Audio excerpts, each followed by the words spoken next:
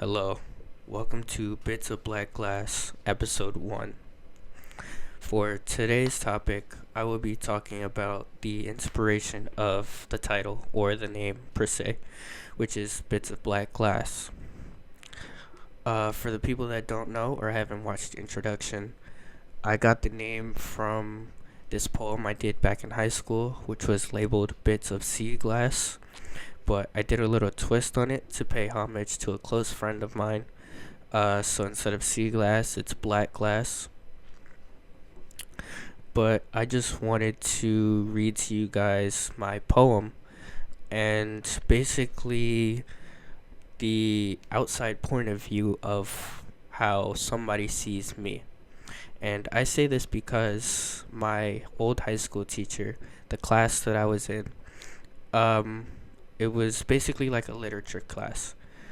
And I was asked to do a poem. So I did. And that high school teacher has published a book. And I have the honor of having my poem being shown in her book, as well as her description of me, how she viewed me. So I just really hope I can enjoy, and I hope you guys enjoy the story. I hope you guys like it. Honestly, I do find it such an honor to be published in a book. It's like so cool. I can't lie, it's really cool. Uh, I hope you guys, enjoy it. I have the book right here with me. It is Gather the Fragments: My Year of Finding God's Love by Maureen O'Brien. I hope you guys go check it out. If you want to check it out, I'll have it linked. But I hope you guys enjoy it. I hope you guys like it. So I will be reading the introduction to the book and then the chapter that was done about me. So let's just get straight into it. Here's the introduction. Praise for Gather the Fragments. From the time many years ago when my mother read to me before bed, I have loved beautiful stories. This is a beautiful story, a story of many stories, made of hope. It is Maureen O'Brien's own story, which, as I read it, kept conjuring up Emily Dickinson's luminous words. Hope is a thing with feathers that perches in the soul, and whose song never stops, and never asked a crumb of me. And with each individual story, I could feel the singing bird's feathers lifting and lifting me as I read. These stories could do that because they were not sentimental or detached from life as we all experience it, which involves our own share of pain, suffering, loneliness, and despair. O'Brien's story of stories lifts hope's feathers because her words incarnate and make real these words she quotes from the Nachhan. I'm sorry if I butcher that. I actually have no clue what language that is. I'd love if somebody told me what language that is. But again, I'm sorry if I butchered it. I'll just continue though. Because I suffer, I need love. Because you suffer, you need love. Because we suffer, we know we have to offer each other love. And love is what O'Brien offers us in this gathering up of the fragments of the love she has known. So, after reading the introduction, I'm pretty sure you can guess what the book is about. It's just about like the love we find towards people, the love we find towards things, the life we overcome, the things we experience. It's a very heartfelt and touching book of her life basically, and her experiences with the people she's met. And like I said before, luckily, thankfully, and gracefully, I am part of this journey, and I truly do thank her for allowing me to be part of this journey. As this is a personal copy that she has sent out, I also have a note, so I'll read you guys the note. Mackay, also known as Josiah, also known as Mr. Seaglass. So, to keep my name confidential, she quotes me as Josiah, but as you guys may know, my real name is Mackay. So I'll keep reading. You taught me so much about being strong, and you keep showing me to stay the course, no matter what. Honestly, I'm so grateful that I'm able to, help you with your journey, even if just the smallest. I truly do thank you for allowing me to be a part of it. Alright, next we will check out the chapter that was done on me. It is a bit lengthy, so I hope you guys stay for the read.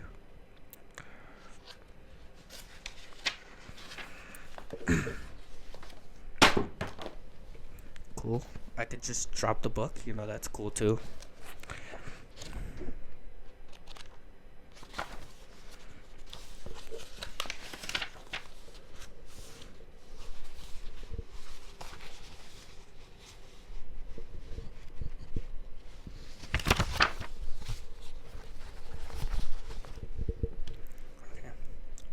Sea glass children.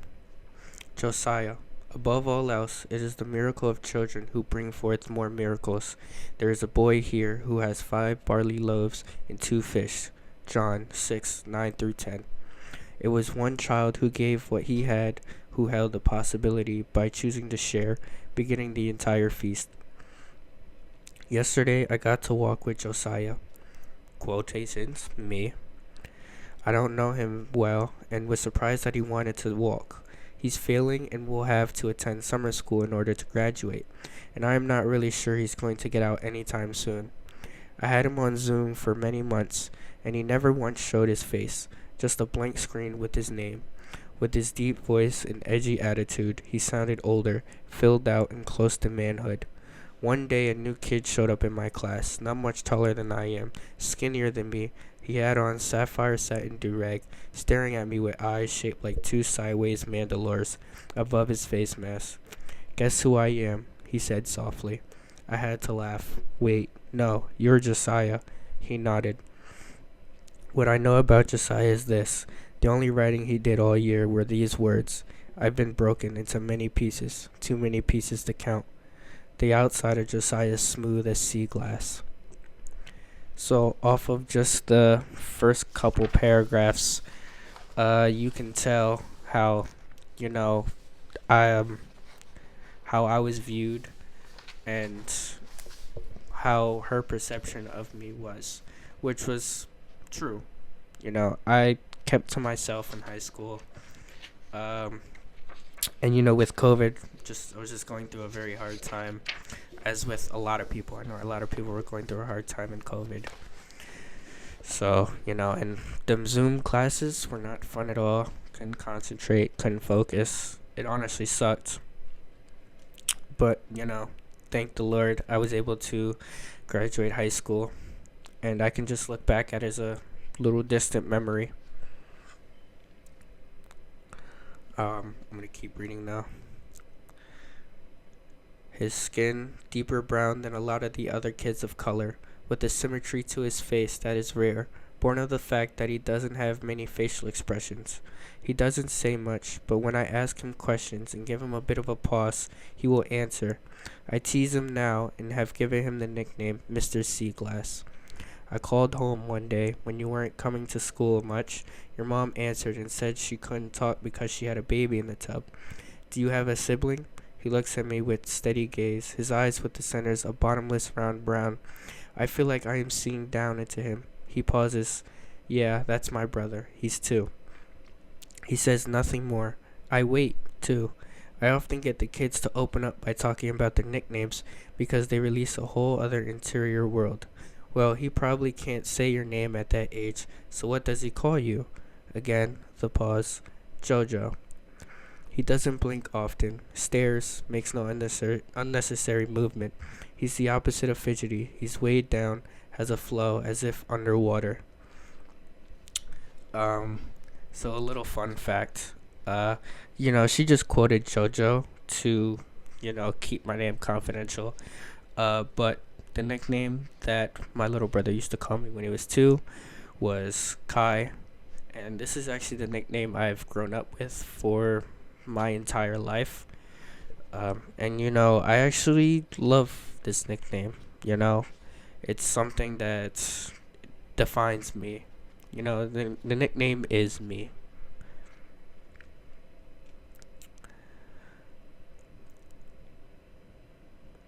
To think about teaching in the middle of a pandemic with most kids not coming to school and learning online is that I know my few students now by their silhouettes.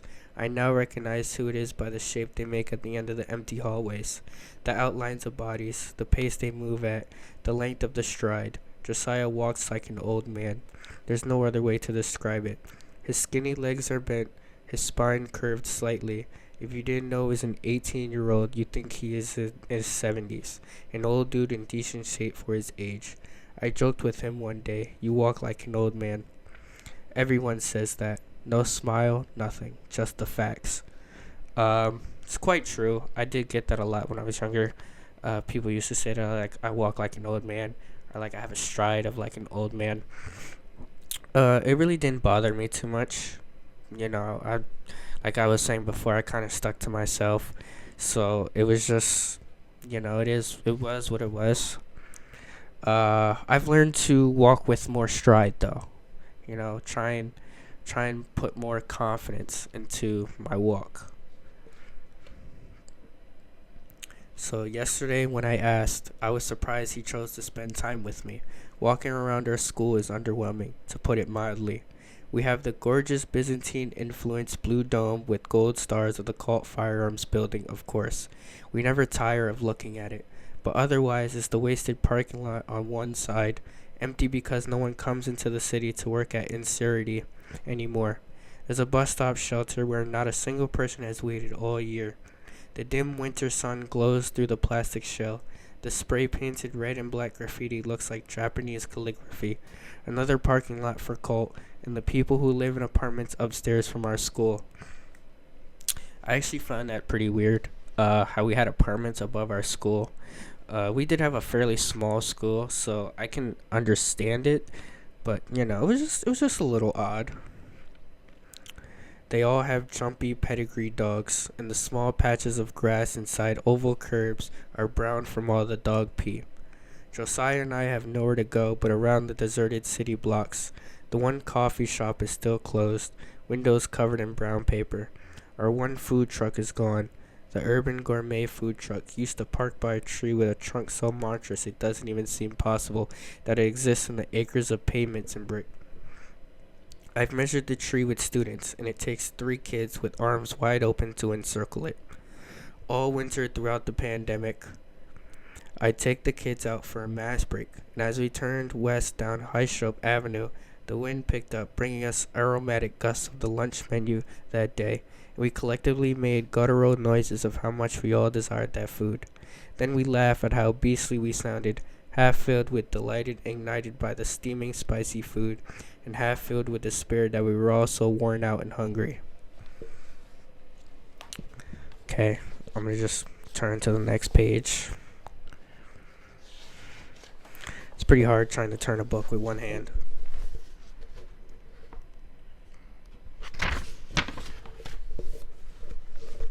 Okay, there we go. Because of strict food allergy policies at our school, we couldn't eat a single bite of it, which was honestly tragic. I did want to try it, and, I still kind of do to this day. Maybe one day. I might try it one day. The last time I got the bang bang shrimp from the food truck, Chef Charles seemed so sad, yet he still doused my order with a generous amount of his secret special creamy pepper sauce and handed me the warm cardboard box with kindness. In all honesty, there have been times I took home an order of bang bang shrimp and ate it with my fingers while navigating rush hour traffic. I longed to be full. But now we had no more food anywhere in this part of the city. So Josiah and I strolled together around the block. I jabbered away about nothing in particular, asking him questions that he dutifully answered. I was honest with him. I don't know, Josiah. This year has been so hard. Sometimes I don't even know who I am anymore. I have a great support system. Lots of help. I'm a grown-up. I can only imagine how hard it's been for you kids. He finally takes his mask off. The point of the mask break walk is, after all, to get a break. I glance over at him quickly. He nods in agreement, and we become equals, no longer student and teacher, just two human beings moving in tandem. That's it. I feel my heart needs to speak. Sometimes I believe that the wind can blow all the bad feelings off me. Before I finish that sentence, the wind picks up with a cold, hard ferocity that actually moves us around in our steps.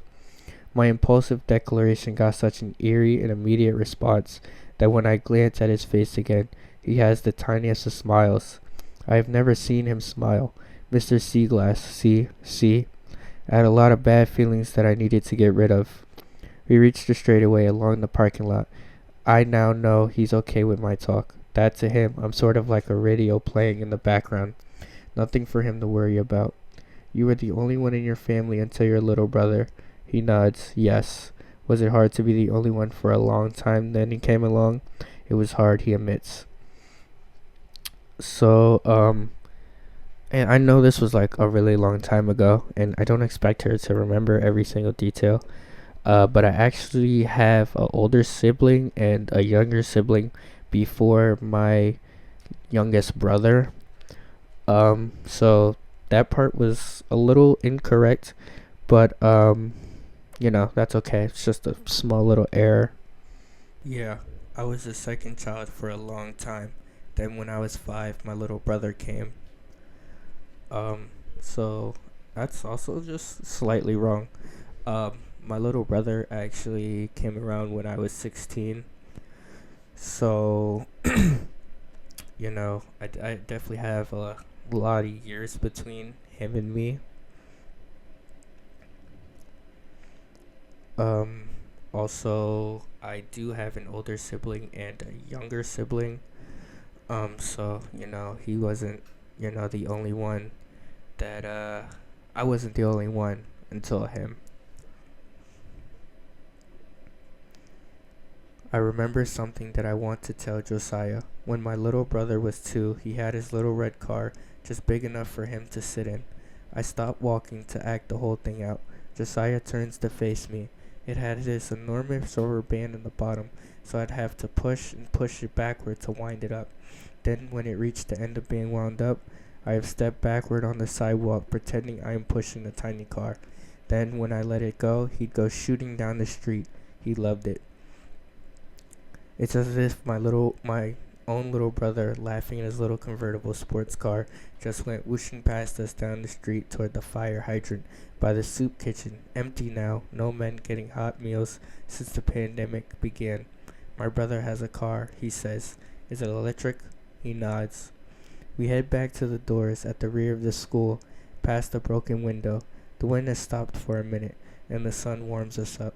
I point to the decrepit building that sits outside our school, built during the Civil War, where the Colt gun factory used to store the ammunition. I actually find it extremely weird how our school was built in and around a gun factory. That's odd. I can't lie. That's a little odd. But it's interesting, how we can reuse these old monumental, buildings for new purposes. It's actually extremely interesting. For 10 years, I have walked around it, wondering what was inside. The windows are high up. Pigeons and sparrows live where the bricks have fallen out, and I try to pay attention to their songs every day when I pass this forlorn place heading into the school. Alright, let me just change the page, I've looked at this building for 10 years, I tell him. Last week the doors were open. I have never seen that. I looked inside and it was so weird to see how. And for once he actually interrupts me. I saw that too. I expect him to tell me he saw what I saw, how creepy, how spooky. He says it's perfect for paintball. I stop. What? He says again, paintball. I laugh and feel even more cleansed than when the wind blew on me. I have no idea how to play it, but what the rules are, I never even knew you could do it inside. In my mind, I picture the cavern cleaned out, Josiah running with a paintball gun spraying pellets the sapphire blue of his do-rag. I see him with other kids, roaring and running. I hear the laughing cries of a childhood before it went silent. I imagine his body as a boy before he became an old man. I think of who he was before he was broken, before he turned into glass. Sea glass. Again, very beautiful book. I do recommend you go read it. Gather the Fragments, My Year of Finding God's Love. But this is the reason why I made this series the name it is. Because I find it very beautiful and inspiration to me. And I also find it to be something that can relate to me very well. I still consider myself bits of broken glass. And hopefully with me opening up and doing this series, you guys can learn basically what these broken glass pieces are. And while learning about what they are, I'm also putting the glass pieces back together. I am also building onto the glass piece. Hopefully making this glass piece into a mosaic, something beautiful, something never seen before. Hence the name, Bits of Black Glass. Because, we're gonna start out dark. You can't see through black glass, especially with so many shards. It'll be hard to, put them together. But once it's put together, it'll be something beautiful. We can make it something beautiful. So I have the title to be something very sentimental to me.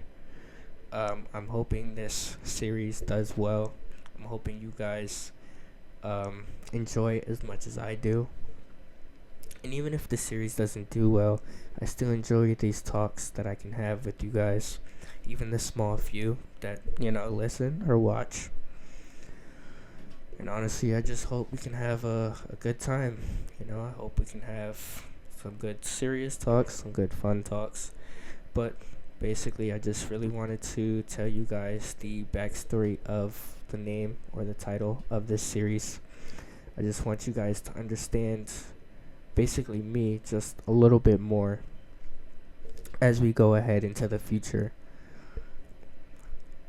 Just understand how and where I'll be coming from for certain point of views, But honestly, I just really hope you guys enjoy the talks. I hope you guys have a good time.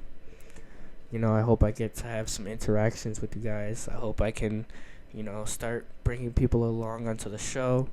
As you can tell, I don't have, studio space to really do the series. But I will try my best to get the series in every week. Hopefully you guys love it that much where I can continue this every week, But honestly, even if it doesn't do well, I'll still be doing it. I love being able to do things like this. And I've always dreamed of being able to do something like this. So I'm very glad that I can. And I hope I inspire you guys to be able to do something like this as well. This is another reason why I do it, so I can inspire other people as well. People that are in a not so good situation like myself, where they can make something out of nothing. That's beautiful. More beautiful than sea glass. But I will be referencing sea glass a lot in this series. So I hope you guys are prepared for that. And honestly, I just hope you guys have a good time listening or watching to this series. And I just hope we can all have fun, Hope we can all have a great time just being who we are. Without further ado, this has been Bits of Black Glass. I hope you guys enjoy, and I hope I see you guys in the next one. Peace and love. And don't forget, sea glass.